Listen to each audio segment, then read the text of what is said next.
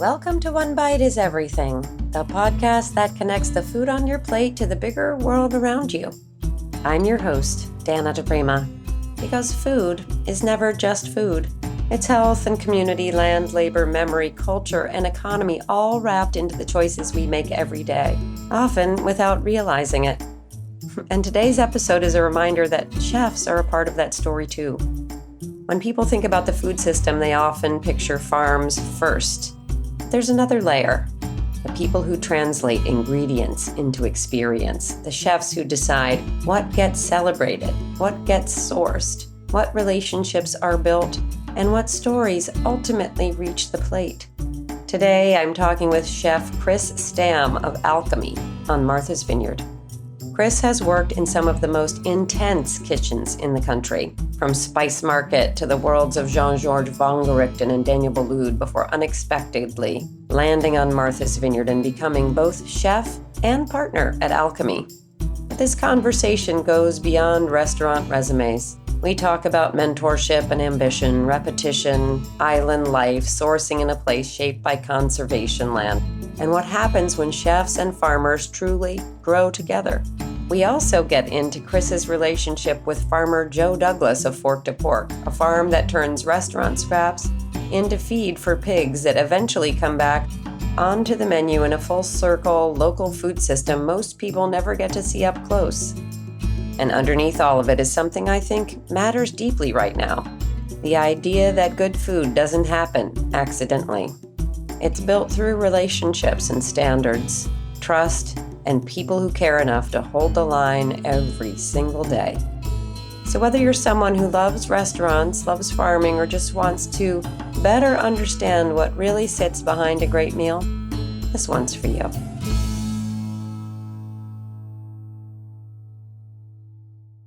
So I basically started cooking about 25 years ago.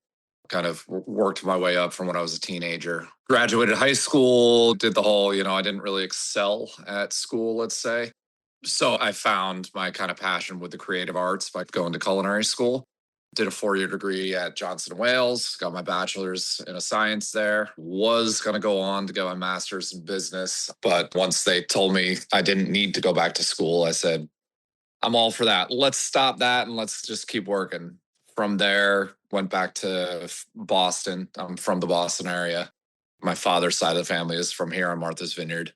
But yeah, grew up, born and raised right outside of Boston. Worked in a couple restaurants there. So I did Number 9 Park, which is right on Beacon Hill, and then opened up a restaurant for John George in the W Hotel on Tremont Street or Nealand. And then at the time, I was like 22, 23. I just kind of wanted to leave the nest and do my own thing, and decided that I was going to go out to San Francisco and just try the other coast and, get off the East Coast for a little bit and do my own thing. So I mustered all the nerve I had, called up the director of operations for John George and said, hey, I'm sorry, I love you guys, but I'm quitting. And without hesitation, without even taking a breath, literally just said, you're not quitting, Chris. I was like, no. And he goes, no, I'm moving to New York City. So he set me up down in New York, and I was down there for about 12 years, just kind of doing my thing, working a couple different restaurants between John George and Daniel Boulud. And then I met my now wife down in the city. We got serious, moved in together, decided, you know what, we were done with New York City. And we wanted to come back to the Boston area where I had some family. And it was springtime, and we just decided, you know what, we are going to go have some fun. We've been working really hard for a long time. Let's have a downplayed summer on Martha's Vineyard. My family has a house here. Go to the family's house and let's go get part-time jobs and hang out on the beach and go out on boats and just have fun for the summer. And then we'll set up roots back in the Boston area, probably in downtown Boston, and get back to real life. The next day, I actually got a call from a recruiter that I'd worked with in the past that was asking, hey, we know you're happy with Daniel Boulud in New York City, but have you ever heard of this place called Martha's Vineyard? And I was like, this is too weird. I'm actually moving there in 3 weeks. And he was like, really? And I was like, then I have an opportunity for you, and set me up on a phone call with the owner at the time, who was now my partner here. We had a great conversation. I came up, I spent some time in the restaurant, just got reacclimated to this restaurant because I hadn't actually been here to eat in a while. Met the crew and showed them some techniques and some food. And before we knew it, I was here year round. What year was that? 2019. So yeah, came through in all this weird serendipity situation where here I was moving to my favorite little island in New England from New York. And it just happened to turn into a lifelong opportunity where I was fortunate enough to get a great job at doing what I love, but then was able to springboard that into being a partner and an owner in the business as well. And then to eventually opening up my own burger concept up the road, Wicked Burger. Let's go to you as a kid. You said you weren't great in school, but did you have a sense that cooking was something that was alluring to you at a young age? Yeah. So my grandfather was a chef by trade. He immigrated here from the Netherlands kind of during the war. And just to make ends meet, was a cook, baker. My family's home here on the island. It used to be his restaurant and bakery. So it had like a dining room and a bakery storefront right in Vineyard Haven. What was it called? It was called Stam's Restaurant back in the 1950s. Lots of history for you there. Yeah, actually, my father's side of the family goes back to 1642 on Martha's Vineyard. Wow, what did they do? So my great-great-great-great-great-grandfather was a man by the name of Thomas Mayhew, who was actually the first kind of like governor mayor of Martha's Vineyard, parts of the Cape in Nantucket. He was one of like the founding fathers of Martha's Vineyard. Obviously, there was an indigenous tribe here, but his son was actually a preacher that dealt very directly with the Wampanoag tribe, which is the Native American tribe that's local here on the island. So there's still a lot of my family's history here, you know, old farmsteads, old chapels. There's a chapel over in West Tisbury, which is the town that actually my like ancestors are from. Oh, there's this old kind of derelict chapel that was his chapel back in 1680 that still exists today, which is pretty cool, where he actually taught Christianity to the natives and got that first kind of connection between the colonists and the native tribes. Did they get along all right? They did. You know, I can say this hundreds of years later. Who knows what the reality of it was? But the story has it that they had a mutually beneficial relationship where we kind of had our land and we left their land alone, and they had open trading and more of like a community of growth type of atmosphere as opposed to what happens in that kind of scenario. Yeah, historically, it didn't go Exactly. well. So your grandfather, what are your memories? Do you do some cooking with him or?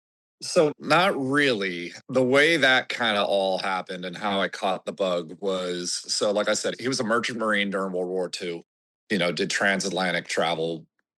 That was his thing. Ended up on Martha's Vineyard on shore leave, met my grandmother.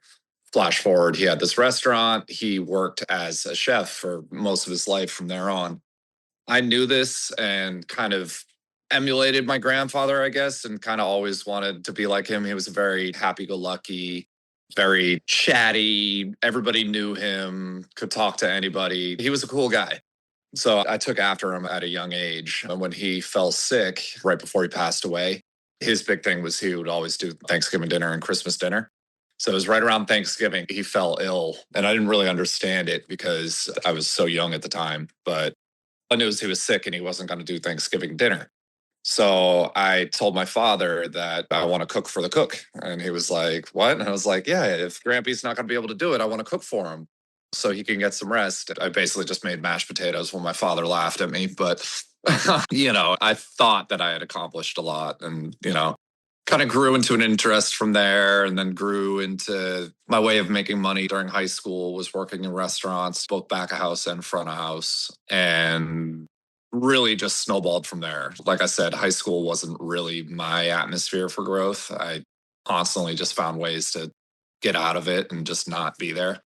And part of it was working and just throwing myself into that. And then when I graduated, I went to culinary school. I got a job at, I say real restaurant, but it was a very fancy restaurant in my area, working for a world renowned chef who was on like Food Network and all that stuff. The restaurant and chef. Let's go. So it was Blue Ginger, which was in Wellesley, Massachusetts, and the chef was Ming Tsai. So he was kind of like the big thing at the moment. It was like him and like Todd English and Bobby Flay were like the hot names. What's striking about Chris's story is how clearly it shows that chefs aren't just at the end of the food chain. They're shaped by the same histories, relationships, and land-based realities that farmers are. That moment Chris described, wanting to cook in place of his grandfather, carries the same instinct that drives a lot of people in agriculture: care, continuity, and a desire to nourish others in a tangible way. And when you zoom out, it becomes clear that a chef's craft is really an extension of everything that came before it: the soil, the seasons, the trade relationships, even the cultural exchanges, however complex, that have shaped how and what we eat.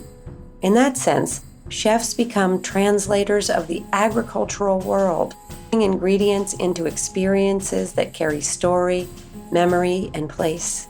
It's a reminder that the relationship between farmer and chef isn't transactional. It's deeply interconnected, with both playing a role in preserving, evolving, and giving meaning to the food system as a whole.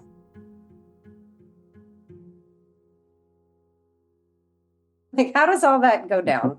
So I forced my way into it, actually. I knew that I wanted to work there. I grew up in Needham. Wellesley was the town next to mine. I've always had the belief that you kind of just work for the best person who will take you. And at the time, Blue Ginger was the most popular and best rated restaurant in the Boston area, even though it wasn't in downtown Boston. So I just kind of looked at it. I was like, you know what? This is perfect. It's the best restaurant in Boston, and it's 5 minutes from my childhood home. I can go back for summer, get a summer job there, and like really learn what I'm learning at culinary school while I'm there. So what I did was I went and just took any job they would give me, which was like a food runner, busser, kind of lounge server. I got paid next to nothing, but I got promised a shift meal every day. So they would cook something off the menu for me every day as kind of part of my payment. And I would get a shift drink every day, but I was only 17 or 18. So it would be a non-alcoholic thing.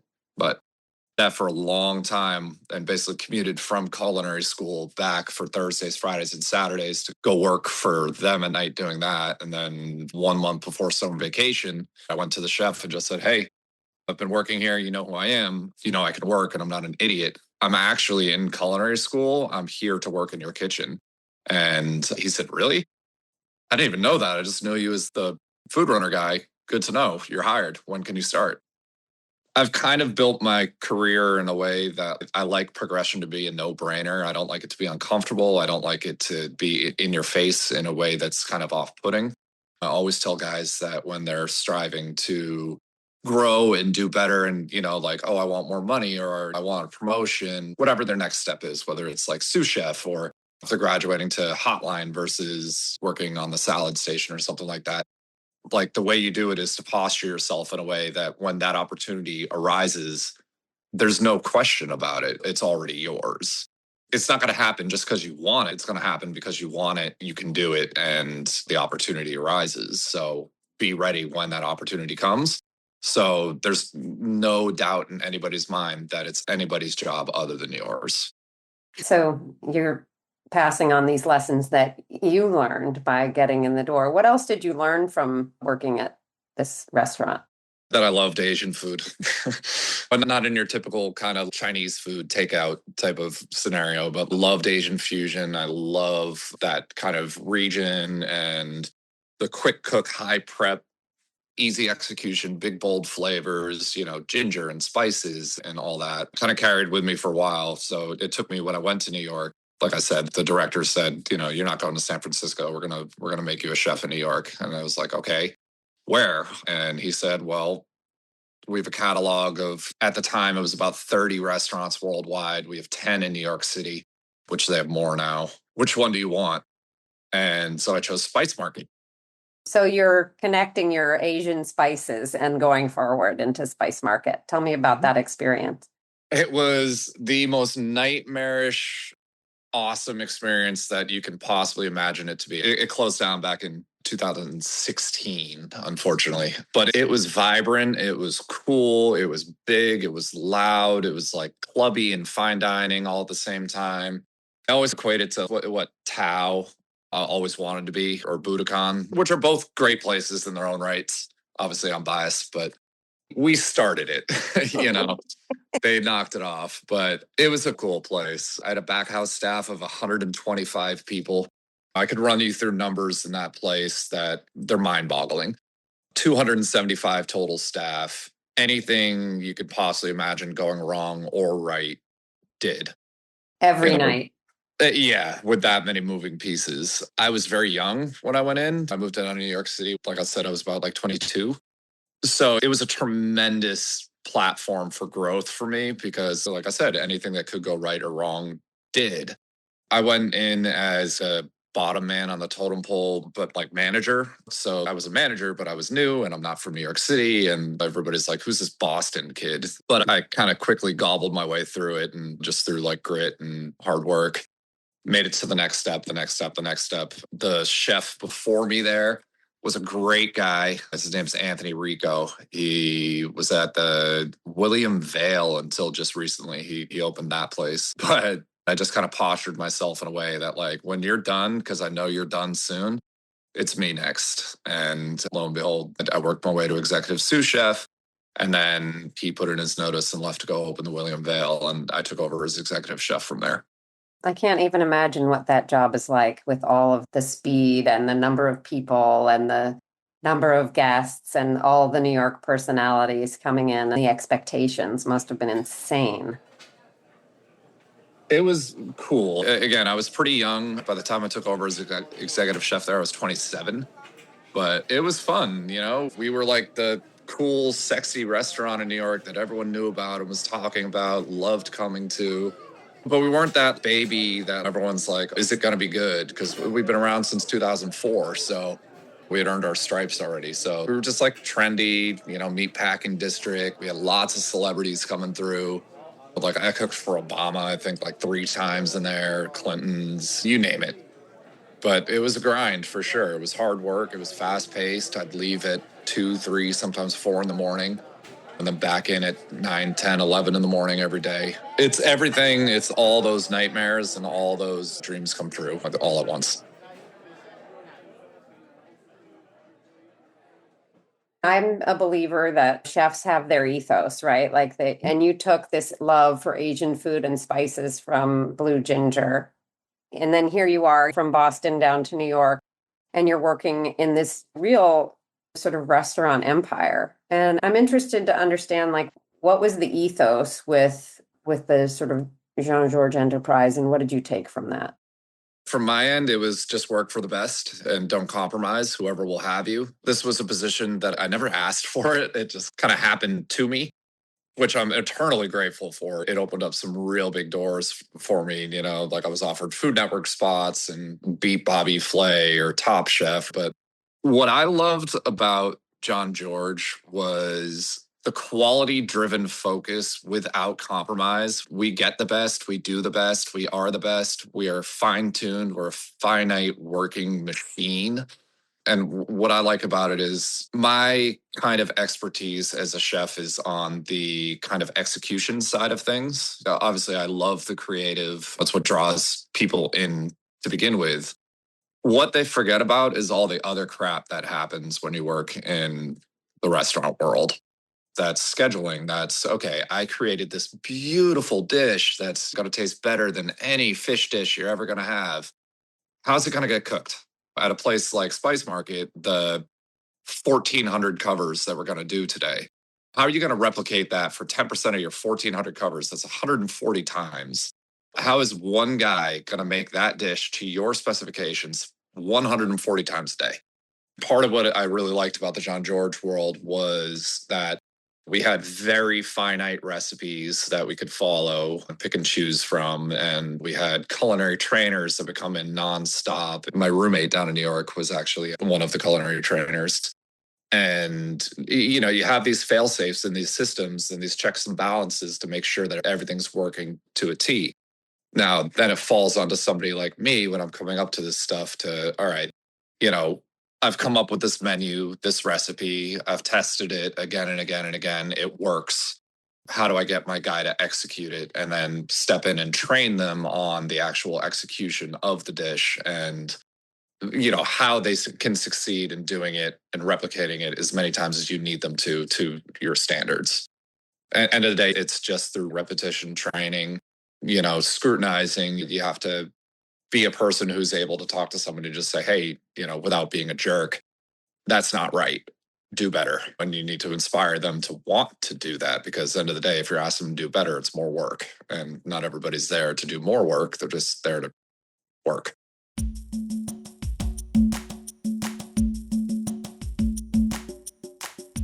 The ethos Chris is describing isn't that different from what drives good farming.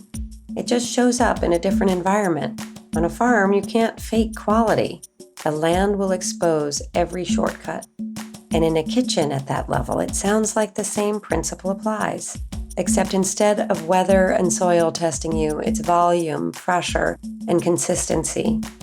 Anyone can create something beautiful once, but the real discipline is in being able to do it over and over again without it slipping. That's where it stops being about creativity alone and becomes about stewardship of a standard. You're not just making a dish. You're maintaining integrity across scale, across people, across systems. And that's where chefs and farmers actually meet, in the quiet, often invisible work of holding a line that most people consuming the final product will never fully see. Now, when you say, like in the Jean-Georges universe, you are the best, you get the best, there's no compromising. How does that translate to sourcing? You deal with the best people, Again, Spice Market was a very different animal that we were doing such volume and such numbers that we had access to things that you don't see in the rest of the culinary world. We get volume discounts on everything because we were doing that much. But when you're a beast, like a machine that's that big, everybody wants in the door, like every new startup wants you to take them on because that's the difference of their whole year to some people if you pick up one product from them. So you could really cherry pick everyone you want. Now, I say that all I want. It's also New York City. Like in New York City, it's so competitive and there's so many people doing so many different things that are really, truly amazing that you can cherry pick anyways. There's so many different markets. You just go to whatever farmers market they're holding, meet people, meet purveyors, go to the fish markets and actually like deal with these people that, are there at 3 a.m. Like I used to go to the Union Square Market all the time and some days were hits, some days were misses, but like you always end up with some sort of seasonal inspiration, when you go through, you might meet a new contact for somebody like, there's all those farms right out there, like right outside the city in New Jersey. But you would meet these people. They were there and it was cool. You could actually like give them your business card. They'd email you back and we could set up wholesale accounts through or actually wholesale purveyors that would like pick up from these people for us and deliver to the city on a daily basis. So the access through somebody like that company is crazy because it's a brand. It's very recognizable. There's very few people who deal with either A, New York City, or B, the culinary world who don't know what Jean-Georges is. You go from Spice Market and you go and you work for Daniel Boulud. How does life change? Drastically. And I won't say for the better or for the worse. They're very different companies. When I left Jean-Georges, I basically left when Spice Market shut down in 2016.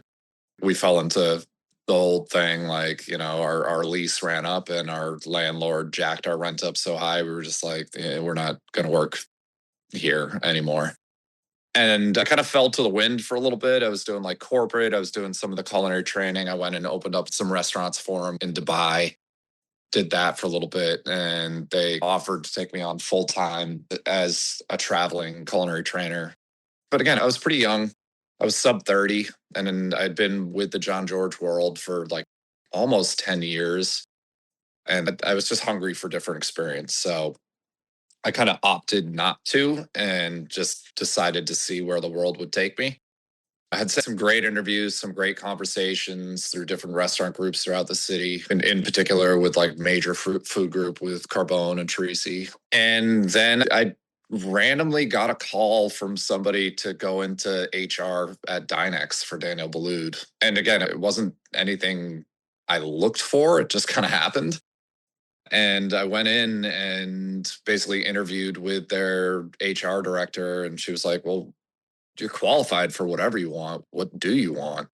Do you want to work at Danielle? What do you want? And I was like, honestly, like, I want my own restaurant. I want somewhere where I can be part of creative and part of the conversation and really grow that way. Like, I understand the systems. I understand how to run a big restaurant. I understand how to run a small restaurant. I need to start working on personal growth. And she was like, okay. And then set me up with an interview at actually Restaurant Danielle, where I met with Danielle and all his higher ups.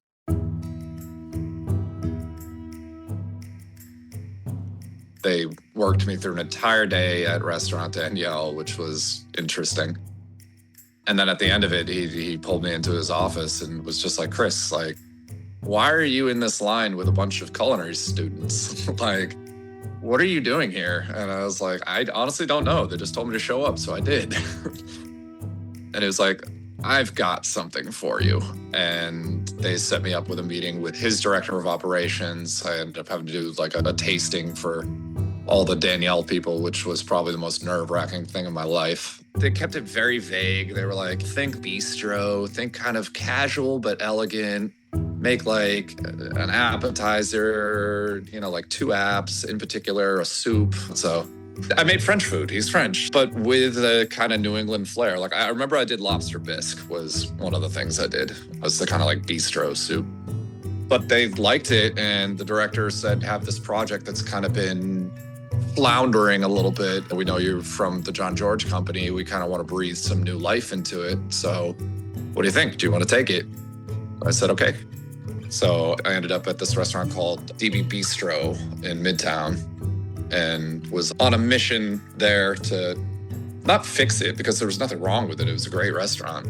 It had been around a little bit and needed a little bit of new life. So I was there to give it that. Was there for about just shy of 3 years. And then when that had run its course for me, that's when Martha's Vineyard happened.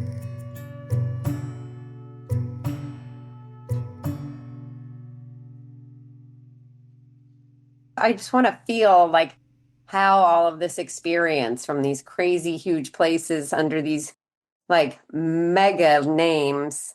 And here you are on Martha's Vineyard in this new restaurant with a whole new life. You went to take a break and this fell into your lap. So I'll give you the quick background. So this restaurant opened in 1999, always under the name Alchemy. Husband and wife opened it. Their names are Scott and Charlotte Caskey. They come from restaurant background. They actually owned another restaurant before this one called Laissez Faire, which was just across the parking lot from where we're at. And then when this location became up for, I couldn't tell you the exact details, but they came up for purchase or whatever, they sold the other smaller restaurant and opened Alchemy. They did it for better part of 2 decades. Flash forward to 2018, my partner came in and purchased the building and the business. Basically, they'd gotten on in age and decided that it was time to just kind of retire. So this was like their retirement baby. My partner took it over, but he's not necessarily a restaurant guy. So he kind of bought it with the expectation that he wanted to take on an actual restaurant partner. So he reached out to a recruiter in New York City who I had worked with in between Spice Market and Danielle, who reached out to me. Did the recruiter know about your history on Martha's Vineyard?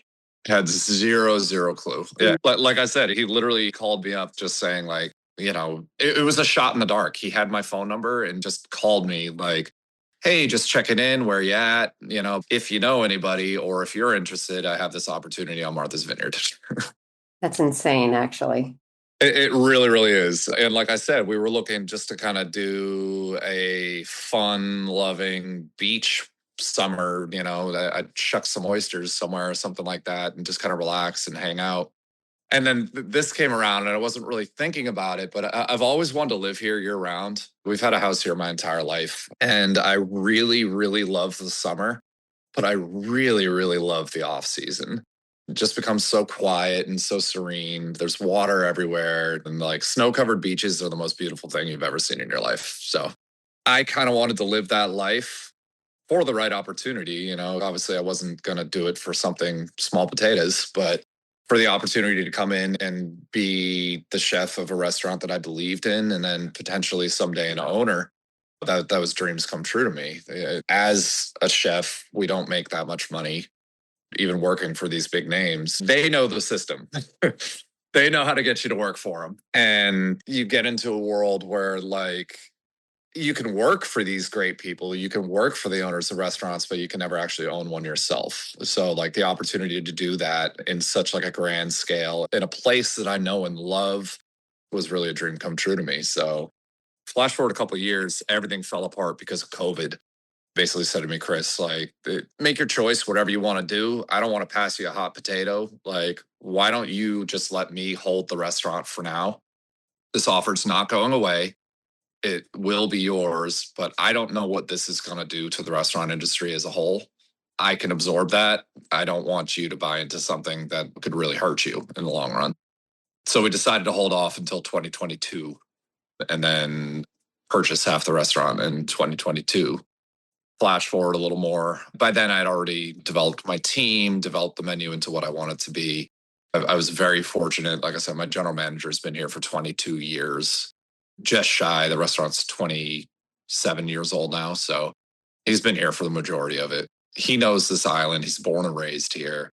He knows this restaurant through and through. So he deals with the front of house operations, which is great, which kind of just leaves me to deal with back of house / I have a great chef de cuisine now who's in here. He's actually a New York based guy as well, who was one of my guys from Spice Market that I brought on here as a sous chef and is now the chef de cuisine. A lot more than just an ethos or a palette from different restaurants. You bring people and you get people, you get recipes, you get baggage, you name it. But yeah, no, I've been really, really blessed that like I have a tremendous team here. I have the support of my wife who also works here with me, who I actually met while working for Daniel Boulud. We had one of those secret naughty relationships until we left. And actually in my interview with Danielle, one of the things I'll hold it with me the rest of my life. One of the things that Danielle said to me during my interview before I even worked for him was like, Chris, you're great. We'll find two things for you. We'll find you a job and we'll find you a wife. Because I was single at the time. And I was like, oh, okay. And he found both. So. Merci. Yeah, merci beaucoup. But yeah, I mean, now obviously the whole COVID weirdness is gone. It actually didn't hurt us at all. We're kind of in our own isolated little world here on the island. Let's talk about that a little bit. I mean, not so much COVID related, but I'm interested in sourcing because there's not the Union Square Farmers Market there for you to comb through and to meet producers. The sourcing and the actual like availability of goods is pretty tricky because we're an island. So Martha's Vineyard itself is kind of a very unique place that it's only about 10% inhabited.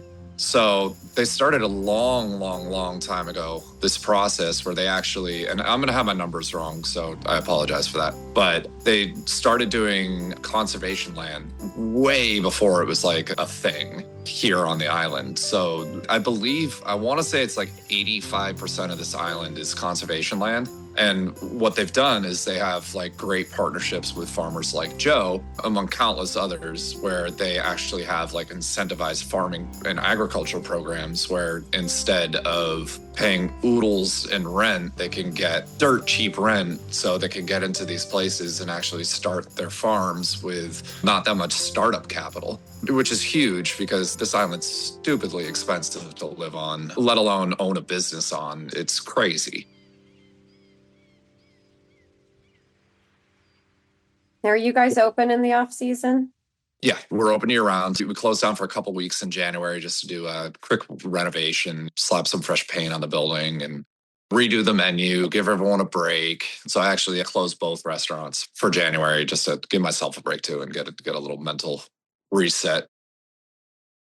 In a place where availability is shaped by geography, season, and community infrastructure, sourcing stops being transactional and becomes more relational. You're not just choosing ingredients, you are choosing to participate in a local ecosystem that has been intentionally preserved and supported. And in that way, constraint becomes a kind of clarity. It sharpens decision-making, deepens partnerships, and brings chefs a step closer to the realities farmers navigate every day, working within limits, adapting constantly, and building something sustainable out of what's actually there. Now, Joe's story is an interesting one, and I understand that it is tied a bit to the ethos there on Martha's Vineyard. It's just in terms of that conservation component. And she was explaining to me about the land itself and her rent. Tell me about your first encounter with Joe. She randomly walked into my kitchen in the middle of springtime, my first year I was here, and just said, "Hey, I'm Joe. I have these buckets. You want to be part of my program?" And so it was my first season here on the island, as well as her first season doing Fork to Pork.